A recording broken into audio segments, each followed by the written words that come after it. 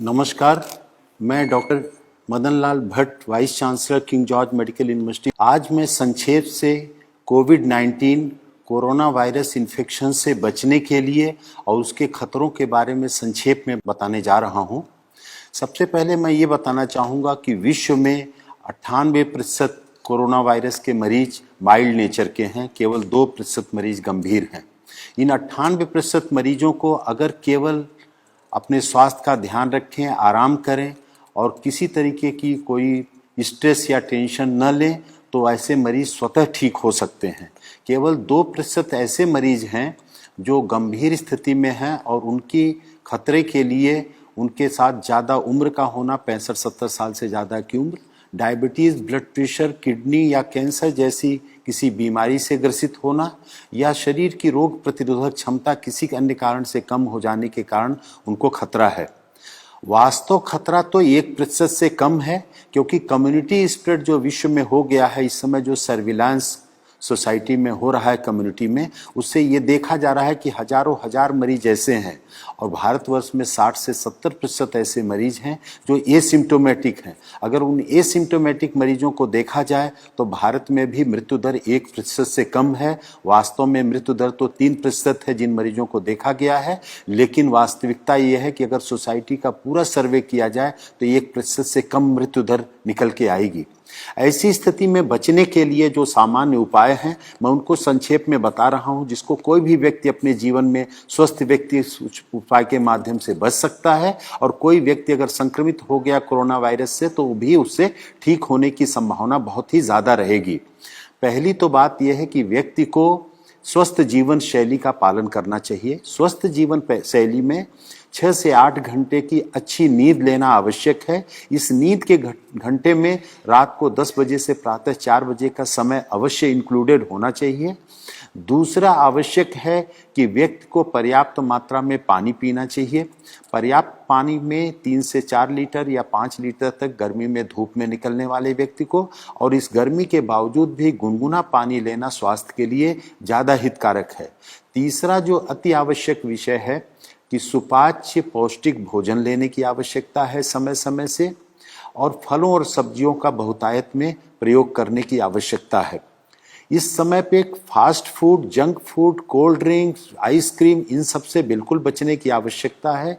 Smoking से बिल्कुल बचने की आवश्यकता है। और कुछ ऐसी औषधियां हैं जो पूरा विश्व जिनकी गुणवत्ता को मानते हुए प्रयोग कर रहा है, वो भारत के आयुर्वेद में भी प्रचलित हैं, उनका भी प्रयोग करने की आवश्यकता है बचने के लिए और इलाज की दृष्टि से भी।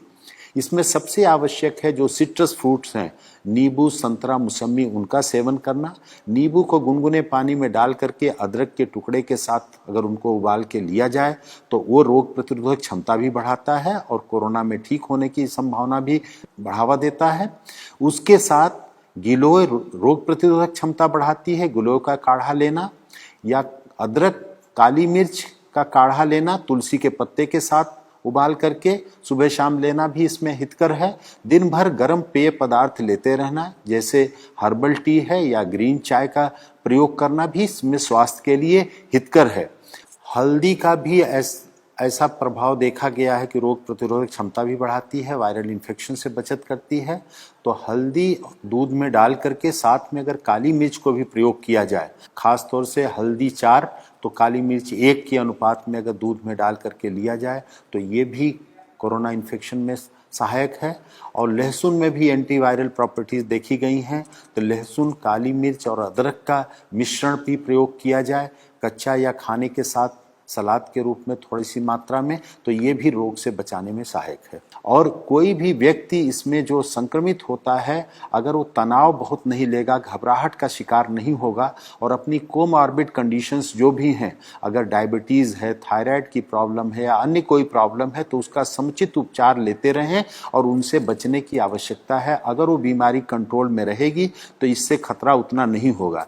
और एक सौभाग्य की बात है कि प्रारंभ में माना जाता था कि गर्भवती महिलाओं के लिए, बच्चों के लिए भी ये बहुत खतरनाक बीमारी हो सकती है, लेकिन जो भारत में देखा गया है कि गर्भवती महिलाएं भी बहुत जल्दी ही शीघ्र वायरल फ्री होकर के डिस्चार्ज हो रही हैं। हमारे किंग जॉर्ज चिकित्सा विश्वविद्यालय में 2 महिलाएं 6 महीने और 8.5 महीने की प्रेगनेंसी के साथ 5 दिन से कम समय में वायरल फ्री होकर के डिस्चार्ज हो गई। छोटे बच्चों में भी 3 महीने का बच्चा, एक गोरखपुर में, हमारे यहाँ 2.5 वर्ष का एक बच्चा, उत्तर प्रदेश में एक और 9 महीने का बच्चा, ऐसे महाराष्ट्र में भी छोटे बच्चे नवजात शिशुओं को वायरल इन्फेक्शन से, इस कोरोना वायरस से मुक्ति बहुत ही शीघ्र मिल गई। तो उन बच्चों पर भी ध्यान देना है और खास तौर से जो ध्यान देने की आवश्यकता है कि इसके लिए कोई वायरल एंटीवायरल ड्रग नहीं है, कोई वैक्सीन नहीं है, अतः सोशल डिस्टेंसिंग या फिजिकल डिस्टेंसिंग का पालन करें, हाथ को बार बार साबुन पानी से धोते रहें या हैंड सैनिटाइजर का प्रयोग करें और बाहर निकलते समय मास्क का नियमित रूप से यदि कोई प्रयोग करे तो वो बच सकता है। और यही इस वायरस की लड़ाई के लिए सबसे बड़ा साधन है। और अपने को बचाएं, दूसरों को बचाएं। इस संदेश से जितना भी अपने को लाभान्वित करें, दूसरों को बता करके लाभान्वित करें, वही इस मानवता की बहुत बड़ी सेवा होगी। आपको बहुत बहुत धन्यवाद।